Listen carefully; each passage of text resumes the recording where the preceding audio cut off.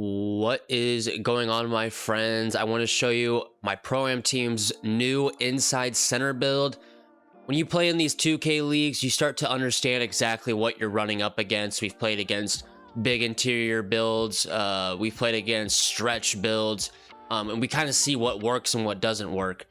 For an inside center build, I'm really starting to lean towards this 7'1", 260, 7'10 wingspan build.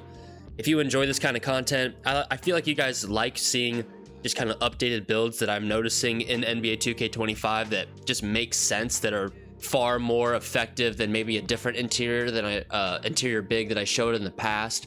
I just posted a build video talking about my Pro-Am point guard build, and my success is pretty much on the shoulders of this build that I'm showing you today. So if you want to check out my Pro-Am build that I run with, you can go check that out. That's the thumbnail for it. And if you want to make this build, I think that if you're wanting to be an inside big and you want to just run random rec, I think this would be a good build as well. So keep in mind when we make this build today, you know, we're never throwing this build the ball on the block and he just goes to work in the post.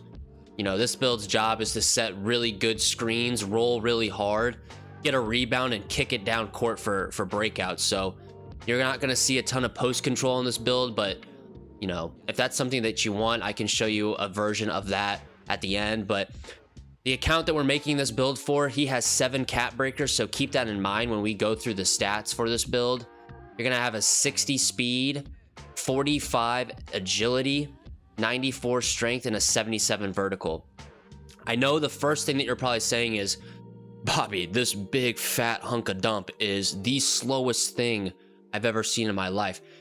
You know, if your job is to run up the court with a center as fast as you can, you're never going to succeed. You know, any center build's going to be really slow. But once you get down there, baby, let me tell you, you're going to cause some damage. You're going to do some real damage with this build, all right? Being 7'1" with a 7'10 wingspan and a 77 vert, you're going to get just about every single board that you can think of in this game. Especially in Pro-Am when rebounding is just about as important as it can possibly get. This build is probably the best rebounding build that we've come across in Pro-Am.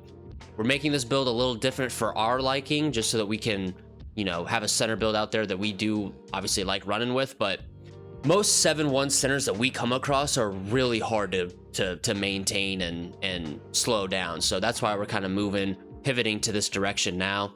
You're gonna have a 94 offensive rebound, 90 defensive rebound.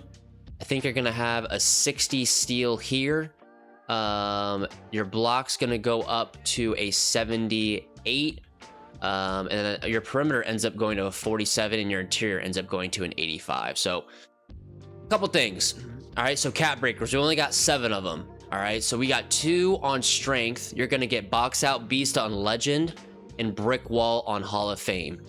Brick wall Hall of Fame will probably be the badge that this individual ends up badge +1 to get to legend. Being 7'1", all right, and 260 pounds, it's a lot harder to get through screens against this build as opposed to being, you know, 7 feet in max weight. I don't know what it is, but it must be because obviously if you're 7'1", 7'10 wingspan, you're just bigger. But these screens are bopping. They're hitting hard. Pause, but they really are. I think screening 96 strength on this build is better than a 99 strength on a smaller build, for sure, without a doubt. So 2 cap breakers there for that. 5 cap breakers here for 99 rebound. Like I said, box out beast, legend, rebound chaser, legend, and pogo stick's going to be on gold on a 7'1 build. So really, really good stats there. And honestly doesn't get any better than that for rebounding and strength, in my opinion. 78 block, just so that we can get the high flying denier on silver. In my opinion, block is very overrated this year. If there was a stat that I wouldn't want that high, it would be block. So yeah, I think block is terribly overrated, but it's better to have it than not, especially on a center build. Guarding the corner on defense, so this build is almost not involved at all on defense until the shot goes up. Then he's going to help out rebounding. Steal, you're going to get to a 60. Interceptor on bronze. Nothing more to say there. I wish we could get immovable enforcer on this build, but it just didn't work that way.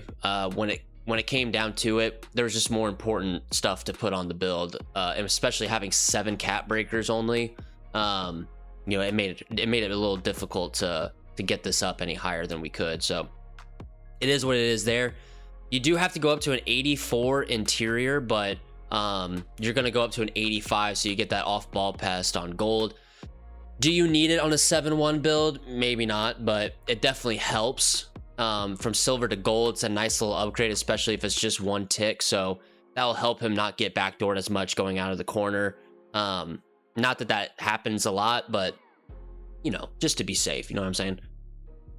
For the playmaking pass, you're going to have a 93 pass. So you're going to get that break starter up to Hall of Fame. Hall of Fame break starter is pretty good. Badge +1 to legend if you want to run this build in rec. You know, this build's the ultimate team player at center. I have a build with 98 pass, and I don't think break starter on legend is really worth it in my opinion, but Hall of Fame is a nice, you know, low, good deal, elite level break starter, throwing bombs, especially at 7'1", 7'10" wingspan. It's a lot easier to throw the ball over those outstretched arms. So yeah, nothing really more to talk about with the playmaking. Free throw, you're gonna have just a 70. Nothing special here, nothing much to really talk about. You know, you're gonna hit some free throws. Finishing, you're gonna have an 84 close shot here. You're gonna have a 73 driving dunk, and you're gonna have a 95 standing dunk. That rise up on Hall of Fame paired with 7'1" height, 7'10" wingspan.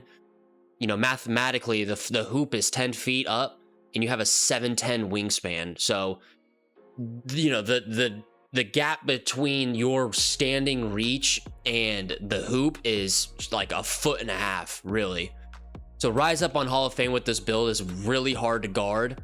If you use real player percentage, this does help you go up quick and strong. So you're going to be open more times than not because you're huge. So definitely nice to have that. Like I said, you're not going to have a ton of post control on this build, but I'll show you a different version of it once we get to there. 84 close shot, you're going to have paint prodigy on silver. You'll be surprised to see, you know, how often, if you decide to make this build, where you just go straight up and you're open and there's a guy standing right underneath you. On offense, if my big, for instance, obviously this build is our big, if he rolls and the back end's there, the back end is 6'7". So that 6'7" back end's got to do something special to contest shots, right? This build right here is half a foot taller than him. We run into people that have 6'6" back ends, 8 inches shorter on the wingspan and 7 inches shorter on the height. So the numbers for him to get a bucket on the roll has gone up exponentially just being this big. So really good, really solid build. Everything's a lot cheaper on this build compared to the 7 foot just because you're bigger. If you want to run this build in the rec, you know, I would probably lower this to 90, lower this to 91, and then really just up it. You know what I'm saying? Just get all that as much as you can. Yeah, I would do this if you're just gonna run some rec.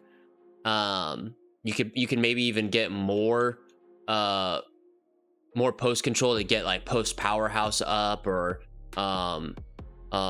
post up poet. You can get to that 95 post control pretty easily, especially if you have more cap breakers.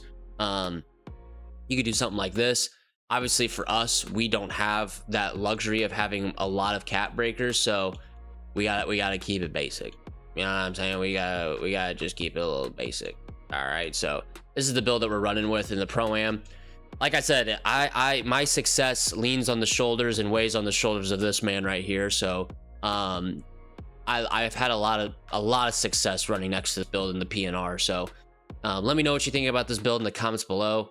Apologies for just the pointless yapping, but I really try to show you guys exactly why I did the things that I did on a build. And then, you know, like today, there's an alternative that you can do if you want that post control. So let me know what you think about this build in the comments below. Leave a like, subscribe if you're new. We're on the road to 3,000 subs. Appreciate the love and support as always.